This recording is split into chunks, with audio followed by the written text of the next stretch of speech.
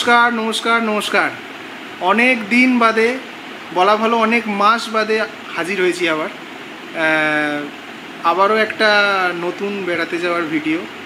মাঝখানে বেশ কিছু সমস্যায় জর্জরিত হয়ে গেছিলাম। যারা ভিডিও দেখছো তাদের মধ্যে যারা আমার ক্লোজ, যারা আমার বন্ধু বান্ধব আছো তারা জানো যে কেন মাঝখানে এতটা গ্যাপ পড়ে গেছিলো। যাই হোক, সেটা আলাদা ইস্যু।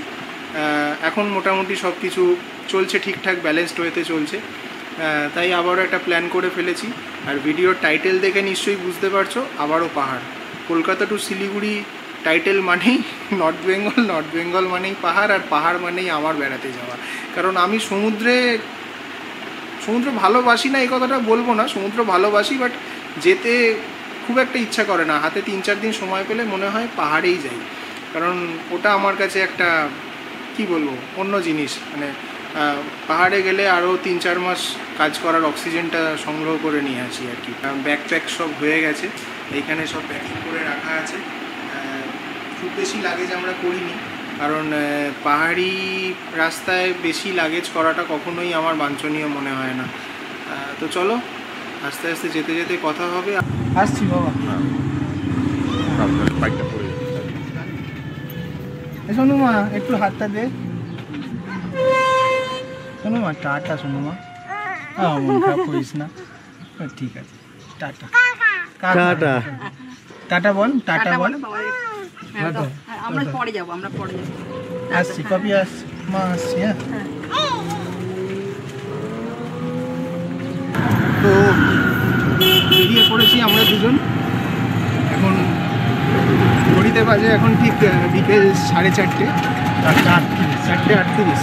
আচ্ছা, যাই হোক, এখন চন্দননগর স্টেশন থেকে আমাদের 4:51 একটা ব্যান্ডেল লোকাল আছে, ওটা ধরে হাওড়া যাব। দেন আরেকটা এক্সাইটমেন্ট আমার কাজ করছে। আমি এখনও অবধি ওই হাওড়া টু এসপ্ল্যানেড যে মেট্রো হয়েছে গঙ্গার তলা দিয়ে, ওটা এখনও অবধি আমি চড়িনি। তো আজকে আমি ফার্স্ট ওটা আমি এখন আজকে ওইটা চড়বো আর কি।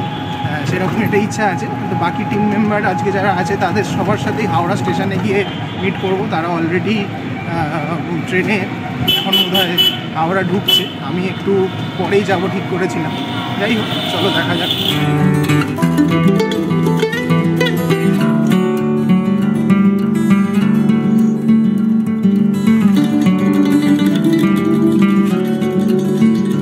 তো ফাইনালি আমরা হাওড়াতে, আর বাকি টিমমেটদের সাথে দেখা হয়ে গেছে। এই যে আমাদের পলাশ, এই হচ্ছে বিশ্বদীপ।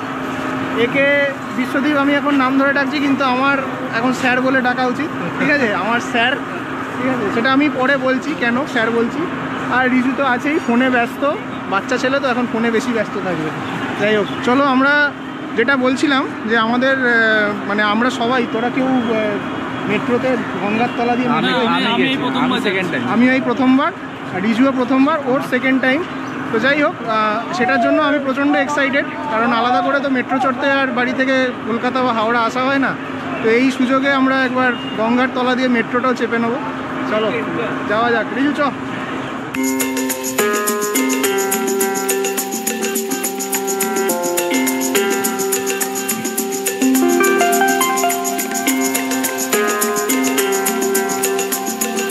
Howrah metro station.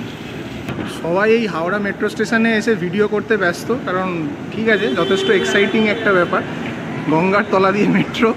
যাই হোক, ব্যাপারটা ব্যাপক হাইপ পেয়েছিল। আমরা অনেক দিন পরে সেটার স্বাদ পেতে চলেছি।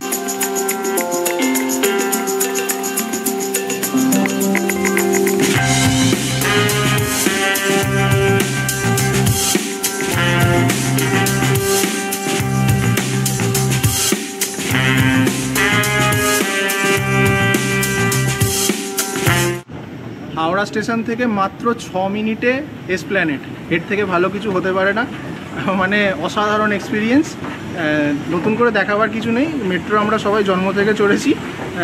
জাস্ট এটাই একটা অন্যরকম ব্যাপার কি, যে এতদিন আমরা যেটা করতাম, যে হাওড়া স্টেশন থেকে আসতে গেলে, এসপ্ল্যানেড আসতে গেলে আমাদের প্রায় আধা ঘন্টা থেকে 40 মিনিট সময় লাগতো, সেটা এখন 6 মিনিটে এসে দাঁড়িয়েছে। ঠিক ঘড়ি ধরে 6 মিনিট লাগলো হাওড়া স্টেশন থেকে এসপ্ল্যানেড আসতে।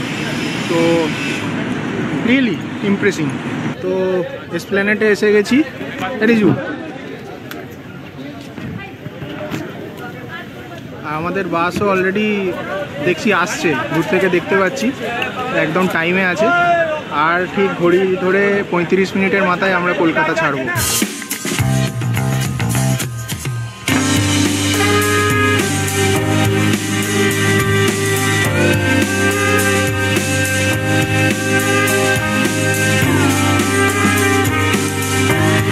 তো we are all set to go.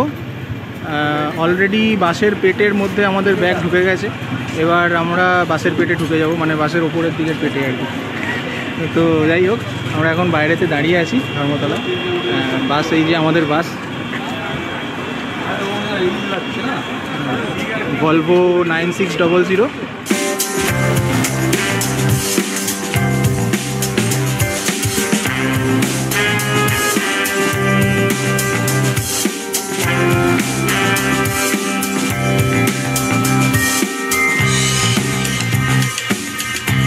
তো আমরা অলরেডি বাসের মধ্যে এবং শুয়ে পড়েছি বলতে এখানে শুয়ে থাকলেই ভালো লাগবে, কারণ আমাদের যেহেতু স্লিপার কোচ বুক করা হয়েছে, তাই বসে যাওয়াটা খুব একটা, মানে বসে থাকাটা খুব একটা সুখকর নয় আর কি।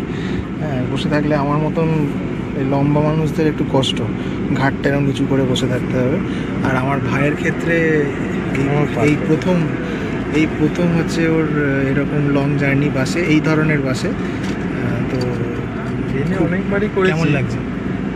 বাসে একটা আলাদা এক্সপিরিয়েন্স, দেখি কতটা যাই হোক, আমাদের এই সবে ধর্মতলা থেকে বাস ছেড়েছে, এই কলকাতার রাস্তা ক্রস করছে।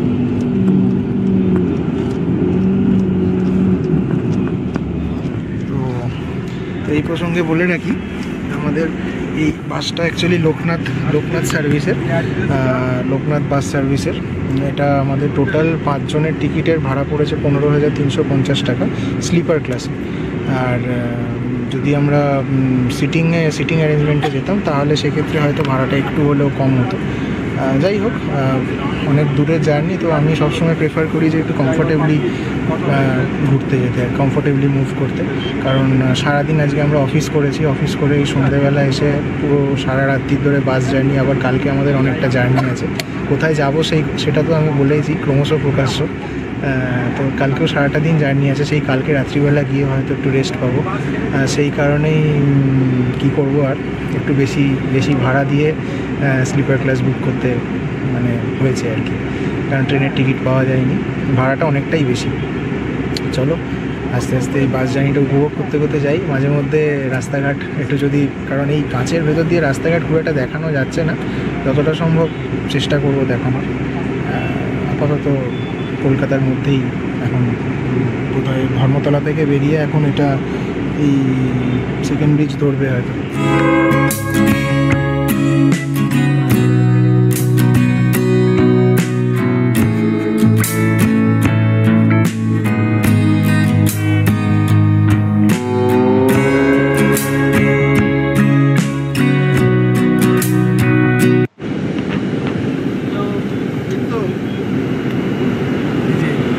বিশ্বদীপ মানে সিঙ্গেল পার্ট, আর পলাশ এখানে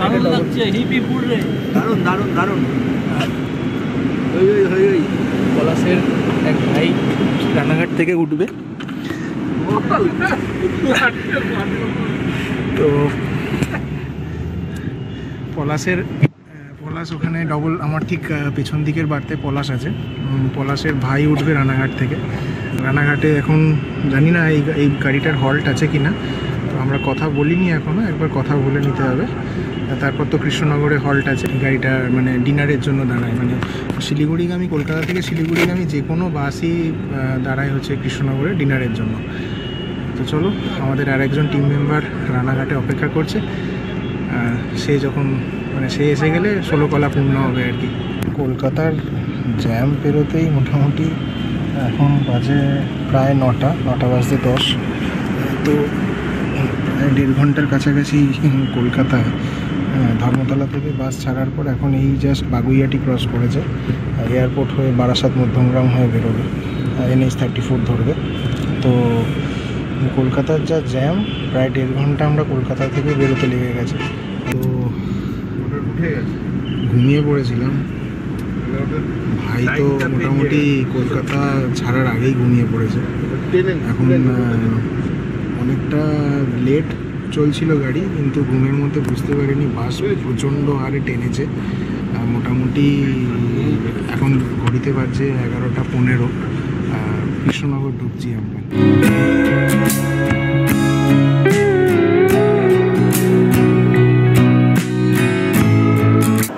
কৃষ্ণনগরে আমরা শঙ্কর হোটেলে খেতে দাঁড়িয়েছি, মানে বাস দাঁড় করিয়েছে এখানে। অগত্যা কিছু করার নেই, এত ভিড়।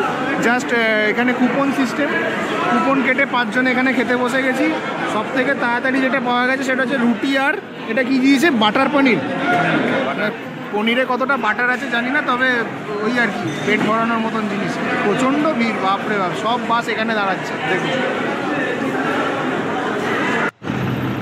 গুড মর্নিং বন্ধুরা, এখন রয়েছি ডালখোলাতে। মোটামুটি ঘড়িতে বাজে এখন ভোর 5:15।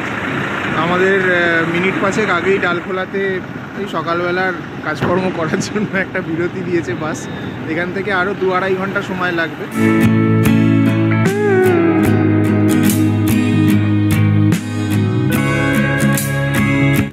ডালখোলা থেকে আবার বাস ছেড়ে দিয়েছে শিলিগুড়ির দিকে।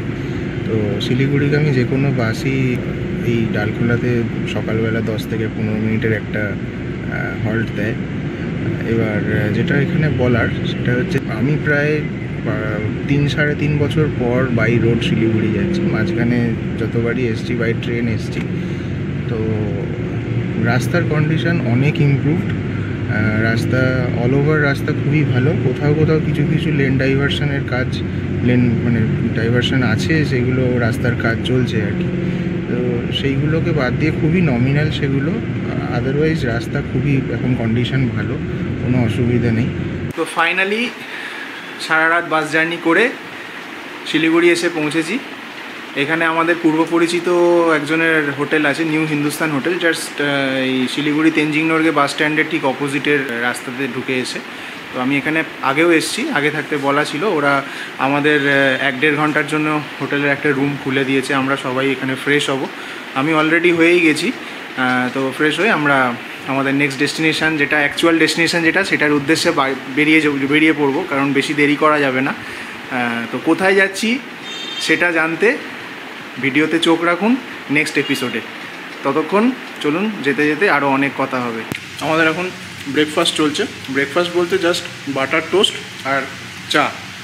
তো আমরা একটু তাড়াহুড়োয় আছি, কারণ যেখানে আমরা যাব সেখানে গাড়ি 2টোর পর আর পাওয়া যায় না। যারা নর্থ বেঙ্গল বা এই ধরনের রাস্তায় আসতে ইচ্ছুক, এই একটা হিন্ট থেকে আপনারা বুঝতে পারবেন যে আমি কোথায় যাচ্ছি। তো যাই হোক, সবাই ওই 2টো করে বাটার টোস্ট আর 1 কাপ চা খেয়ে আমরা এগোবো এখান থেকে। অলরেডি গাড়ি আমাদের হোটেলের বাইরে অপেক্ষা করছে। তো সবাই এখন খাওয়ায় মন দিয়েছে, চাও এসে গেছে।